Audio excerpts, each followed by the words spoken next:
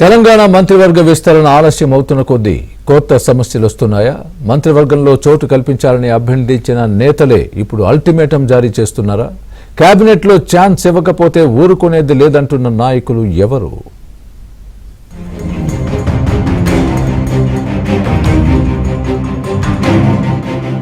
తెలంగాణ మంత్రివర్గ విస్తరణ రోజుకో మాలుపు తిరుగుతోంది. ముహూర్తం ఖరారైందనుకున్న ప్రతిసారి ఏదో ఒక కారణంతో వాయిదా పడుతూ వస్తోంది. దీంతో ఆశావహుల సంఖ్య పెరుగుతోంది. మొన్నటి వరకు ఢిల్లీలో ప్రదక్షిణలు చేసిన ఆశావహులు ఇప్పుడు గల్లీలో తమ బాధను బహిరంగంగానే ప్రకటిస్తున్నారు. తమను మంత్రివర్గంలోకి తీసుకుంటామని ఎన్నికల ముందు అధిష్టానం హామీ ఇచ్చిందని, ఇప్పుడు తమని తప్పకుండా తీసుకోవాల్సిందేనని రాష్ట్ర నాయకుల ముందు చెబుతున్నారు. మంత్రివర్గ విస్తరణ వాయిదా పట్టానికి అనేక కారణాలున్నాయి. ముఖ్యంగా సామాజిక సమీకరణాలు కుదరకపోవడం, ఉమ్మడి జిల్లాల ప్రాతినిధ్యం ఒక కొలిక్కి రాకపోవడంతో ఇబ్బందులు ఎదురవుతున్నాయి. ఇప్పటి వరకు 4 ఉమ్మడి జిల్లాలకు మంత్రివర్గంలో ప్రాతినిధ్యం లేదు. ఉమ్మడి నిజామాబాద్, ఆదిలాబాద్, రంగారెడ్డి, హైదరాబాద్ జిల్లాల నుంచి మంత్రివర్గంలో చోటు దక్కలేదు. మంత్రివర్గ విస్తరణలో తమ జిల్లాలకు అవకాశం ఇవ్వాలని నేతలు పట్టుబడుతున్నారు. మరోవైపు మాదిగ, లంబాడ, మున్నూరు కాపు, యాదవ సామాజిక వర్గాల నుంచి కూడా కేబినెట్ లోకి అవకాశం ఇవ్వాలని ఆయా సామాజిక వర్గ నేతలు డిమాండ్ చేస్తున్నారు. ఇక 2 కీలక నేతలు మాత్రం మంత్రివర్గ విస్తరణలో తమకి అవకాశం ఇవ్వాల్సిందేనని అధిష్టానానికి అల్టిమేటం జారీ చేశారు. తాను కాంగ్రెస్ లోకి వస్తే అధికారం వచ్చాక మంత్రివర్గంలోకి తీసుకుంటామని అధిష్టానం హామీ ఇచ్చిందని, ఆ మాటను నిలబెట్టుకోవాలని మునుగోడు ఎమ్మెల్యే రాజగోపాల్ రెడ్డి డిమాండ్ చేస్తున్నారు. తన మంత్రి పదవి విషయంలో కొందరు రాజకీయం చేస్తున్నారని, జానారెడ్డి లాంటి వారు ధృతరాష్ట్రుడి పాత్ర పోషిస్తున్నారని ఆయన మండిపడ్డారు. నేను పదవి అడుక్కునే పొజిషన్లో నా ఎమ్మెల్యే పదవి తెచ్చుకునే పరిస్థితులు లేను.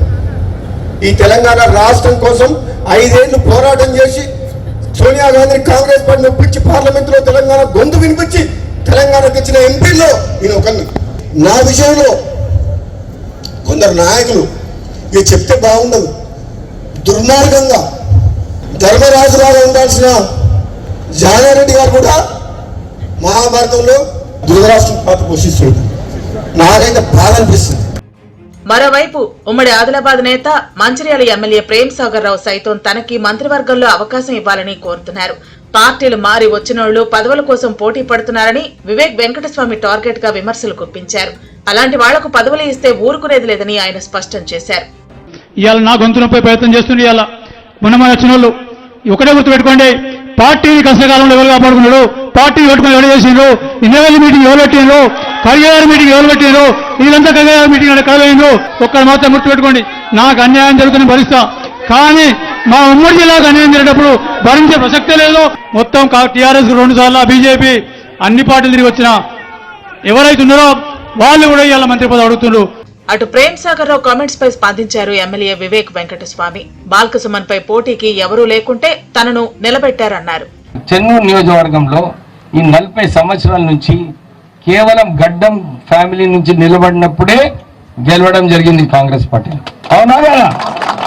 పెద్దపల్లి నియోజకవర్గంలో కూడా ఈ 40 సంవత్సరాలలో గడ్డం ఫ్యామిలీ నుంచి నిలబడినప్పుడే కాంగ్రెస్ పార్టీ పార్లమెంట్ సభ్యులుగా గెలిచారు. బెల్లంపల్లిలో కూడా అట్లనే, అక్కడ కూడా వినోద్ గారు నిలబడప్పుడే కాంగ్రెస్ పార్టీ గెలవడం జరిగింది. ఏ పార్టీ అయితే ఏంది, గెలిస్తేనే ప్రభుత్వం వచ్చింది, మేమందరం గెలవకుండా వస్తుంది ఆ ప్రభుత్వంలో.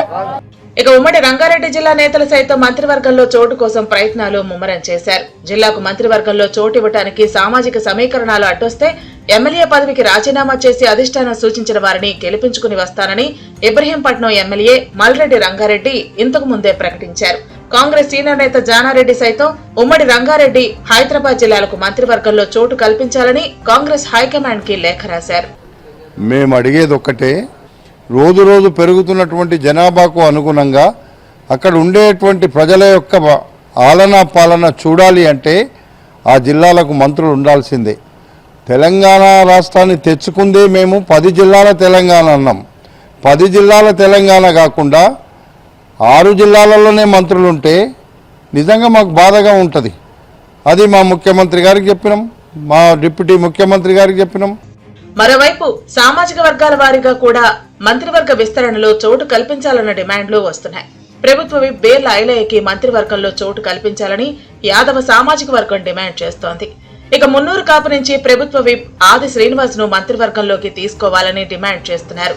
మాదిగ సామాజిక వర్గం నుంచి ప్రభుత్వ విప్ అడ్లూరి లక్ష్మణ్, లంబాడ సామాజిక వర్గం నుంచి బాలునాయక్ కు మంత్రివర్గంలో అవకాశం ఇవ్వాలని ఆయా సామాజిక వర్గాల నేతలు డిమాండ్ చేస్తున్నారు. మంత్రివర్గ విస్తరణ ఆలస్యం అవుతున్న కొద్దీ కొత్త డిమాండ్లు తెరపైకి వస్తున్నాయి. తమని మంత్రివర్గంలోకి తీసుకోవాలని అభ్యర్థించే పరిస్థితి నుంచి అల్టిమేటం జారీ చేసే పరిస్థితి రావడంతో కాంగ్రెస్ లో ఆందోళన నెలకొంది. దీంతో వీలైనంత త్వరగా మంత్రివర్గ విస్తరణ చేయాలని కాంగ్రెస్ పెద్దలు భావిస్తున్నారు. ఇక విస్తరణలో ఎవరికి జాక్పాట్ తగులుతుందో చూడాలి మరి.